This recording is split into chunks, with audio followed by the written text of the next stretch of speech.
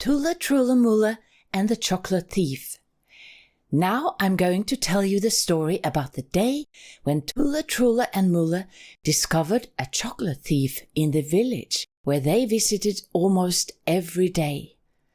I've already told you that Tulle, Trulle and Mulle are 3 troll girls who live deep in the woods in a small troll cave together with their mom and dad, and who can make themselves invisible. I am sure you remember this by now. When Tulle, Trulle and Mulle walked through the forest, they noticed almost everything around them. The trees, bushes, leaves, twigs, stones, flowers, grass, the wind, the sun, the soil, puddles, small forest lakes with fish, and much, much more. They also noticed all the smells and sounds and colors, and it all made them feel joyful and alive. Tulle, Trulle and Mulle had in fact always lived in the forest, and ever since they were little troll babies, it had been their home. They were very fond of the forest. This was an exceptionally beautiful day. Not only was the wind in a ticklish mood, the sun was also in a loving mood. It laughed and smiled at them through the branches of the trees, and together with the wind, it made the leaves flutter and shine brightly. Tulle, Trulle and Mulle used to say that on days like this, the sun was in love. It was head over heels in love. If you don't know what head over heels means, you can ask an adult. It is in fact something called a proverb and hasn't really got anything to do with the head or the heels. Enough of that. The sun was in love with the earth, and it shone and sparkled in such a way that everything became bright and vibrant and magical and fun. Tulle, Trulle and Mulle, who had always lived in the forest, felt a tingling sensation in their tummies and in the rest of their bodies too, and it made them laugh and play and sing and dance. When Tulle, Trulle and Mulle came to the edge of the forest, they stopped as always by the big Invisibility Stone. They laid their hands on the stone and said the magical words. Do you remember that it was a pretty long magical sentence? Magic, maho, mamu, metau, let us become invisible now. And hey presto, they became invisible in a flash. You will have to practice it many times if you want to remember it in your head.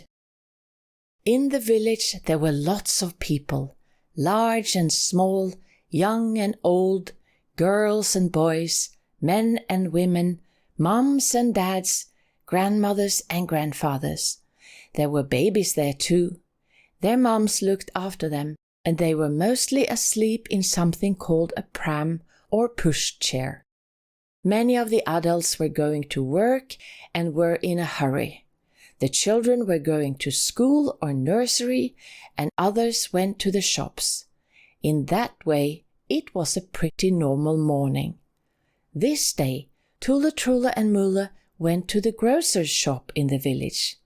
They had been there many times before to study the humans.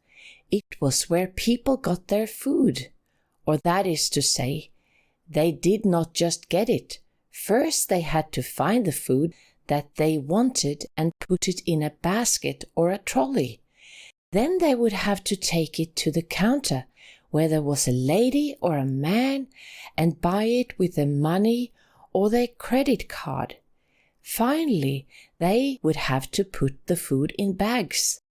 Tulle, Trulle and Mulle had learned a little about how things worked with money and stuff because, as I'm sure you remember, they had also visited the bank.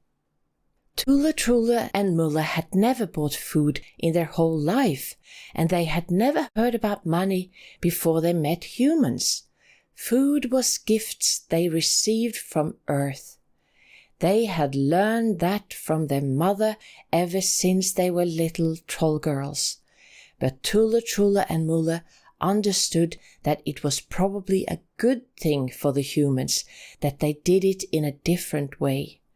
The adults went to work and were busy, and because of that, they did not have much time to grow or catch their own food.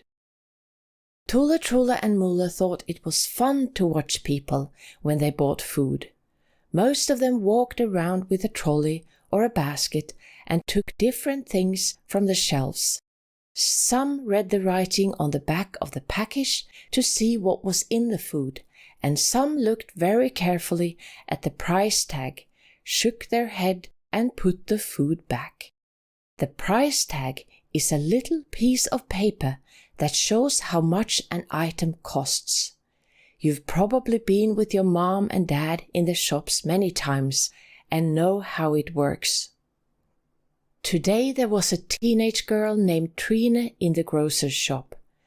She had left school and didn't have much to do during the days.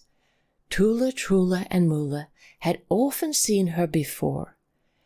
Trine went through the aisles and stopped by the shelf with chocolate and other sweets. I'm sure you know where that is when you're in the shop. I myself know very well where it is. Trine looked at a pack of chewing gum. Tulle, Trulle and Mulle knew exactly what that was. The first time they had seen a human with chewing gum, they had laughed so much that tears had rolled down their cheeks as they walked home through the forest that afternoon. As you know, they cannot very well laugh out loud when they are together with people.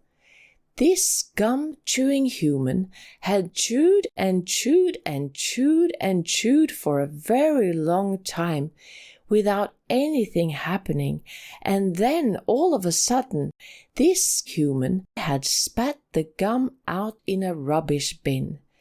Tulle, Trulle and Mulle had never seen anything so funny before. The three troll girls looked at Trine. She stood for a moment by the shelf and looked all around her. This was strange. All of a sudden she took a chocolate bar from the shelf and put it in one of her coat pockets without anyone else seeing. Tulle, Trulle and Mulle wondered what on earth she was doing. They knew that you shouldn't take something that belonged to others. That was stealing. This didn't look too good, and they followed Trine as she went to the counter. She paid for the chewing gum, but not for the chocolate. It was still in her pocket, and that was when they decided to help her a little. It was not something they had planned, it just happened. When they came to Trine's house, no one else was at home. She had her own key and opened the front door to go into the house. Tulle, Trulle and Mulle followed her into her room and sat on her bed. They saw that there were a lot of sweet papers in her rubbish bin and wondered why. Trine sat down by her desk, hung her jacket over her chair and took the chocolate from her pocket. She began to take off the chocolate paper. "Oh, my dear, will you stop that right away?" It was the chocolate that spoke. Or rather, it was Trulle who made her voice sound like a chocolate. It was a little soft and sweet voice, but it sounded a little insulted too. What? Trine threw the chocolate away. That was how frightened she was. Goodness me, what's happening? Excuse me? Did you say anything? All of a sudden, Trine felt very strange that she was talking to a chocolate. But the chocolate was neither moving nor saying anything more. After a while, Trina was sure it was all something she had imagined. She took the chocolate gently from the desk and began to take off the chocolate paper. Didn't I tell you to stop doing that? Do not take off my coat. Now the chocolate sounded pretty angry, and it jumped out of Trina's hands, landed on the desk, and put the chocolate paper back on. Your jacket? But it's wrapping paper. Wrapping paper? My, oh my. In case you didn't know, it's my coat. Now Trina became very aware that she was actually talking to a chocolate. She got up from her desk and backed away. You can talk? It's not possible. Trina stared at the chocolate without moving. Yes, I can talk, and now I would very much like to go home. Home? Trina looked astounded. She understood nothing. Yes, I want to go home to the grocer's shop. Now the chocolate was standing upright, nodding firmly. But you can move? It's not possible. I'm going mad. Trina was in tears. No, you are not mad, but you're a chocolate thief. You've stolen me, and I don't like that at all. Because I'm a chocolate bar, I love to be eaten, but only by people who are honest. Now the chocolate turned around so that it was standing with its back to Trina. So sorry. Now Trina started to cry. Well, okay. Is there anything else you want to say? The chocolate sounded very determined as it was standing with its back to Trina. I didn't mean it. I promise that I will never steal again. Good. Now go back to the grocer's and give me to the lady at the counter and say you're sorry. The chocolate turned around again and jumped into one of the pockets in Trina's coat all by itself. Hurry up then.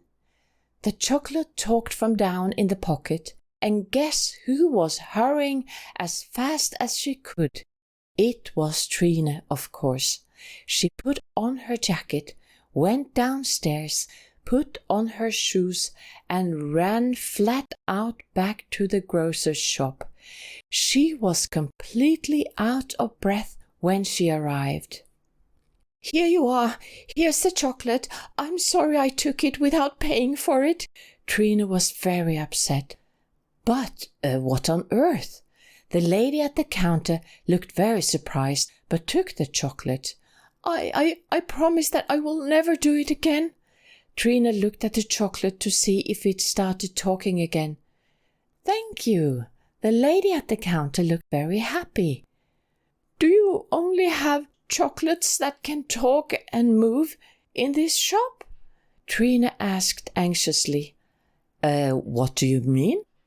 The shop lady frowned, and Trina realized that she had probably never had the same experience as herself. Oh, just forget it. Trina was about to leave. Hold on. Because you were so honest, I want you to have the chocolate. The lady got up and gave the chocolate to Trina. But thank you. Now it was Trina's turn to be surprised. She hardly knew what to say, but she accepted the chocolate. When Trina was back in her room a little later, she looked at the chocolate on her desk for a long time. Trulle and Mulle sat on her bed smiling. Finally Trina leaned forward and whispered to the chocolate. Is it okay if I eat you now? Trulle walked over to the desk where the chocolate was and changed her voice. Yes, I would very much like to be eaten by you. It is in fact what I want most in the whole world. For Trina it sounded as if the chocolate whispered back to her in a sugar-sweet voice. Thank you. Trine smiled as she took the paper off the chocolate, and she never enjoyed chocolate more than she did on that day. For imagine if a chocolate told you that what it wanted most in the whole world was to be eaten by you. Tulle, Trulle and Mulle sat on the bed and smiled happily while Trine ate the chocolate. Afterwards, they went home to their mom and dad in the troll cave. They were almost sure that Trine would never steal again.